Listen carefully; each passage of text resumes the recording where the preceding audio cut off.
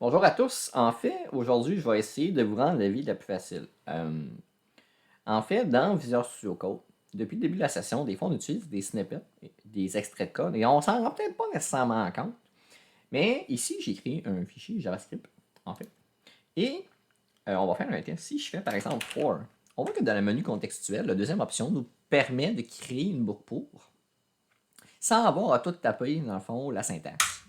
C'est ça un code snippet. C'est ça un extrait de code. Donc, ce qu'on va faire aujourd'hui, c'est de faire des extraits de code pour qu'est-ce qu'on fait le plus souvent. Donc, souvent, vous me dites, ah, Alexis, je tape pas assez vite, je ne connais pas nécessairement les raccourcis. Vous avez raison. Je pense que je tape trop vite avec vous autres. Mais je pense que ce que je peux faire pour vous aider, puis vous aider pour rester dans votre carrière, quand même, utilisez vos outils de façon adéquate. Donc, si vous croyez qu'il y a une meilleure façon de faire, il y a sûrement une meilleure façon de faire. Donc, si vous avez de la misère à taper plus vite, il y a peut-être quelque chose pour pallier ce problème-là. C'est là que les extraits de code rentrent en jeu.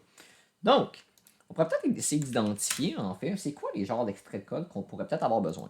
Souvent, ce qu'on fait, on va se prendre des notes. Souvent, on va comme faire un console.log pour valider, dans le fond, que le script est bien lié.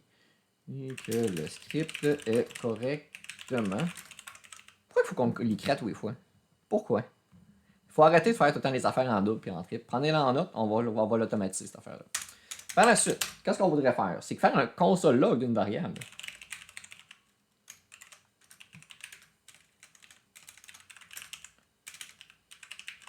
Si vous voyez que j'ai tout le temps deux espaces qui apparaissent, je ne sais pas pourquoi mon clavier en fait deux.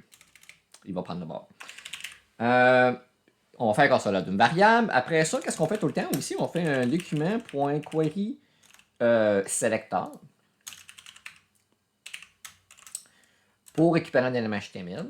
Après ça, on fait souvent un document.query selector all également.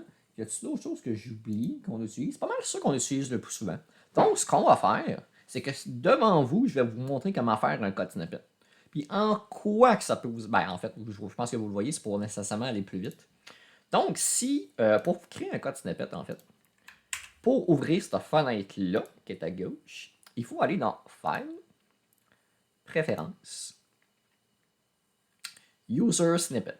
En cliquant là-dessus, il va vous demander, OK, c'est des raccourcis de code que tu veux me faire pour quel langage de programmation?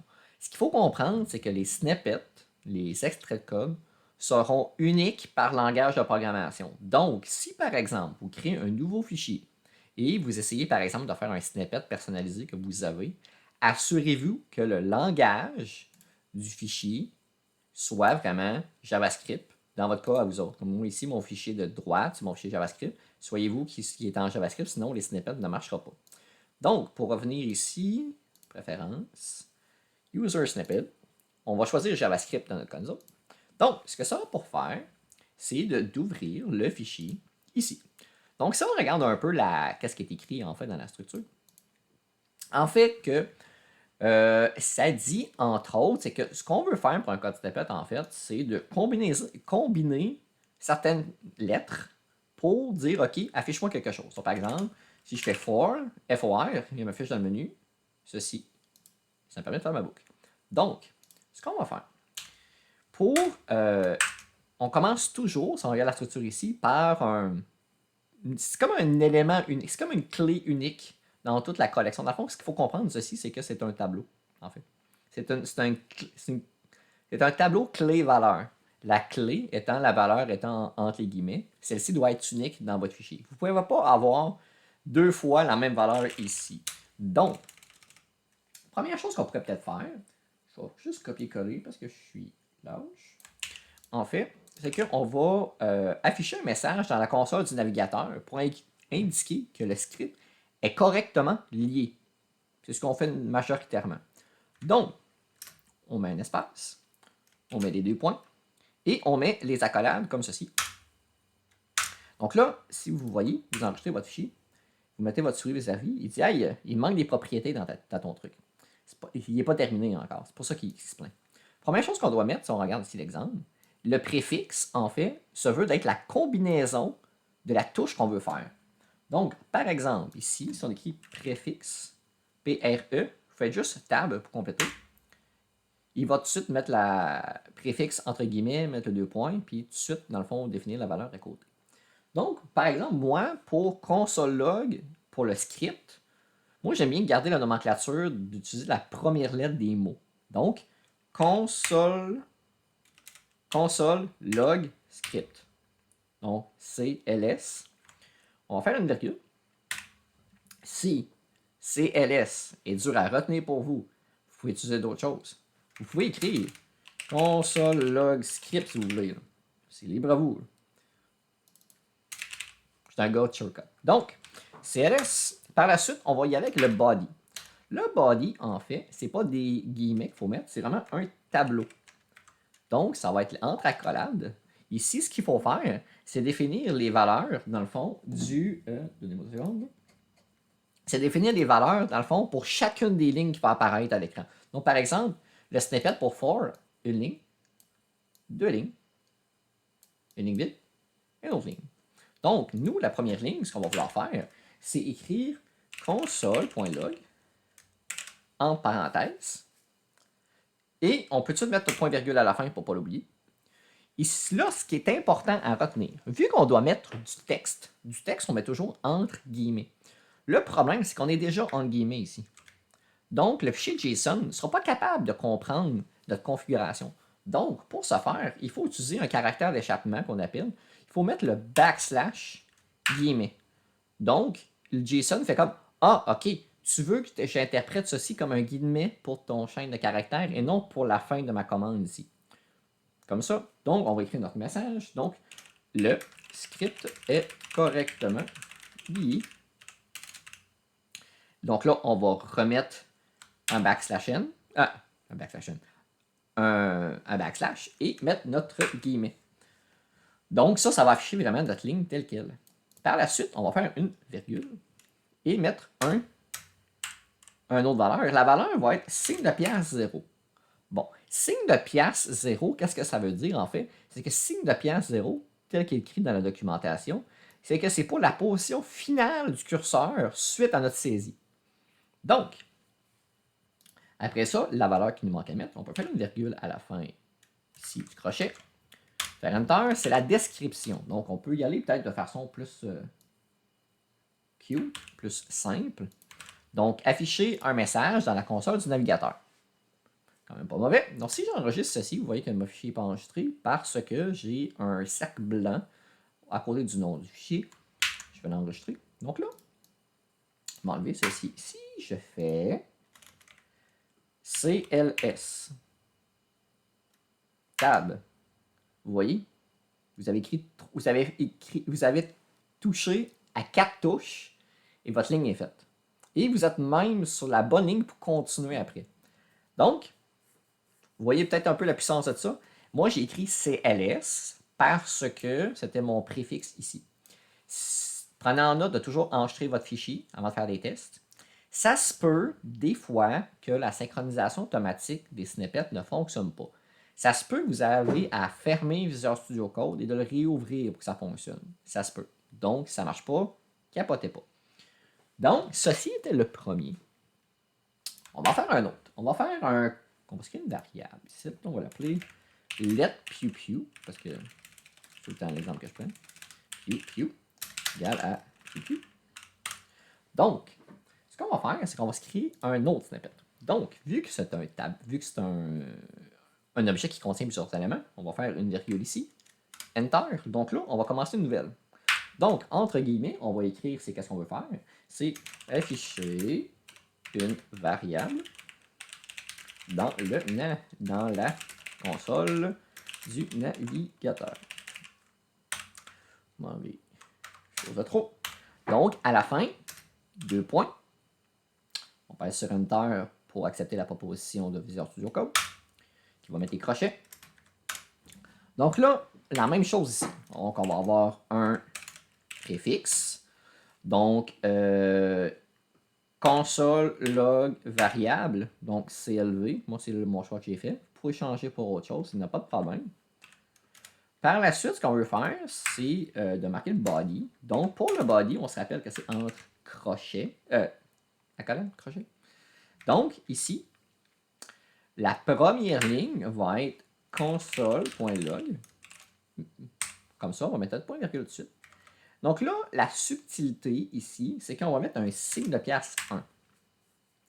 Signe de pièce 1, qu'est-ce que ça aura pour effet? C'est qu'on va pouvoir arriver et éditer directement notre valeur. Un peu comme, c'est qu'on arrive ici, on fait for, par exemple.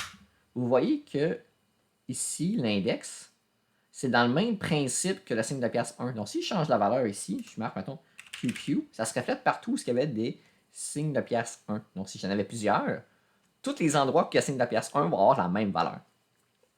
Et par la suite, ce que je peux faire, mettre virgule, et sur la ligne suivante, écrire signe de pièce 0 pour dire que je veux que tu me fasses un saut de ligne et que ton curseur soit sur la ligne suivante. Bon, on va ajouter ça. On va mettre une virgule et on va rajouter la description sans l'oublier parce que je m'en allais l'oublier. Donc, on pourrait juste dire que c'est un console log d'une variable. Comme ceci ici. Donc, on va enregistrer le tout. Donc là, si je vais supprimer ça, le raccourci, on se rappelle que c'est préfixe. Donc, préfixe CLV, pardon, CLV tab. Donc là, vous voyez qu'il mettait directement la souris ou le curseur. Qu'est-ce que j'aurais pu faire pour essayer d'accélérer le tout? On va recommencer. Je vais copier, je vais faire CLV tab, CTRL V, tab, et me mettre directement sur l'autre ligne. Donc, vous voyez, vous avez moins de chances de faire d'erreurs de saisie. Comme ça, tu as fait des copier-coller de variables et en dessous les raccourcis clavier. Donc, ceci était pour afficher une variable dans la console du navigateur. On va en faire encore deux autres. Bon, document query selector puis selector all, on va quasiment copier-coller pour le dernier en fait. Donc, pour le query selector, ce qu'on va faire, c'est qu'on va faire une virgule encore une fois ici. Faites attention, pour dernier, à l'avant-dernier, la description va être récupérer un élément HTML avec document.querySelector. Deux points. Comme ça ici. Comme ceci ici, pardon. Après ça, on va juste corriger ça, faire ça ici, mettre ça de la même façon. Donc, encore une fois, on a un préfixe à saisir. Mon préfixe va être document query selector, DQS. C'est bon ça. Donc, après ça, ici, il va faire que j'ai un body entre les crochets, comme ça. Donc, dans mon body, je vais avoir un. Donc là, ce qui va être le fun, c'est qu'on va être capable de créer notre variable puis notre document.querySelector en même temps. Donc, const espace signe de pièce 1 espace égal document.querySelector point virgule à la fin. Donc là, ici, on se rappelle que si on veut mettre des guillemets, il faut qu'on mette des caractères, il faut qu'on mette un backslash. Backslash guillemets. Backslash guillemets. Donc là, qu'est-ce qui manque entre les deux ici? Ça va être un signe de pièce 2. Ce que ça va faire en sorte, c'est qu'on va faire notre console, on va écrire notre préfixe, qui va être le DQS. Automatiquement, sur une ligne, ça va afficher const. On va nous proposer de mettre le premier mot, qui va être la variable, et le deuxième, qui va être la valeur, dans le fond, de l'ID ou de la classe qu'on veut mettre. Donc, par exemple, que j'aurais un élément HTML, par exemple, avec une ID qui serait par exemple JS titre. Donc, je vais juste terminer ceci avant. Donc, on va mettre la description. Donc, la description, c'est obtenir un élément HTML avec document.querySelector. Donc, on va juste enlever les deux guillemets qui n'étaient pas nécessaires et mettre un O. Donc, je vais enregistrer. Donc là, si je fais DQS tab. En fait, avant de faire tab, ce qu'on a appris tantôt, c'est mieux de copier tout de suite notre élément. Donc, on va arriver ici. DQS tab. Donc là, il nous met à la première position, qui est la position du $1. Donc, on va écrire notre variable, qui va être par exemple titre. Tant qu'on va faire tab, notre curseur va se déplacer ici, entre les deux guillemets. Donc là, on le sait que c'est avec un dièse, vu qu'on récupère un ID, dièse, CTRL-V, et un tab pour terminer le tout. Il va nous mettre à la fin de la ligne. En fait, je suis un vilain garçon, j'ai oublié de mettre mon autre ligne ici. C'est une pièce 0. Donc là, si on recommence tranquillement. Donc, DQS, tab, titre, tab, dièse, CTRL-V, tab. Voilà, vous avez écrit votre document pour un query selector. Puis avec moins de chances de faire d'erreur. Tu sais, des fois, vous oubliez des points, vous oubliez des valeurs. Donc, ça vient vraiment accélérer votre processus comme ça. Vous n'oublierez plus jamais de mettre cons pour vos trucs en plus. C'est une autre façon de voir. Donc là, ce qu'on va faire pour accélérer pour le query selector all, c'est qu'on va copier ici, virgule, enter, CTRL-V, récupérer des éléments HTML avec document.query selector all, query selector all, obtenir des éléments HTML avec document.query selector all. Donc, ici, on va refaire la même truc, mais on va dire ici que c'est une classe. OK, c'est pas une classe, là. Comme ça. Ça, c'est une classe. Donc, on va copier le nom. Donc, ici, à place de DQS, ça va être DQSA pour document query selector all. Donc, DQSA. Vous voyez ici, il ne me propose pas. Pourquoi? Parce que j'ai oublié d'enregistrer mon fichier. Enregistrer mon fichier, je vais recommencer. DQSA, le deuxième de la liste. Donc ici, on pourrait marquer que c'est des titres, parce que j'en ai plusieurs. Table, point, CTRL-V, table. Voilà.